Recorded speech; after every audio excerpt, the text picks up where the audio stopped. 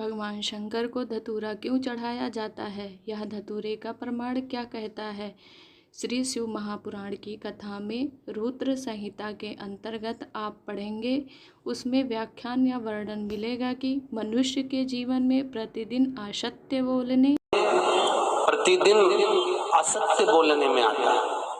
उसके मुख से कई बार असत्य का संबोधन निकल जाता है, झूठ निकल जाता है, असत्य निकल जाता है। तो हमारे यहाँ शास्त्र कहता है सबसे पहला धतूरा भगवान शंकर को अगर किसी ने समर्पित करा था तो ब्रह्मदेव ने करा था। जिस समय भगवान ब्रह्मा का सिर कट चुका था, शिवजी उनको कहते हैं, ब्रह्मदेव ये धतूरा आपने मुझे चढ़ाया है।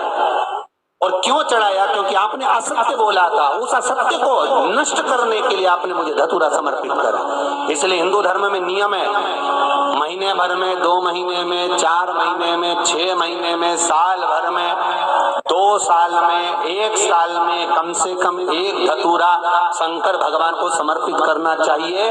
जिस दिन धतूरा समर्पित करो उसके पहले जितना समय निकला उसमें आपने अगर झूठ बोल भी दिया हो तो भगवान शंकर उसको नष्ट कर दे, इसलिए उस धतूरे का समर्पण होगा।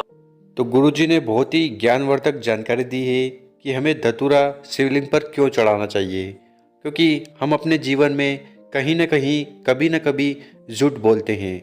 अब उस झूठ को छुपाने के लिए या उस झूठ को ख़त्म करने के लिए हमारे पास जो उपाय है वो है धतूरे का। तो आपको क्या करना है कि आपको मार्केट से, नहीं तो आपके घर के आसपास जहाँ पर भी आपको धतूरा मिल जाए, आपको उसको लाना है और उसके बाद आपको उसको समर्पित करना है शिवलिंग पर जाकर।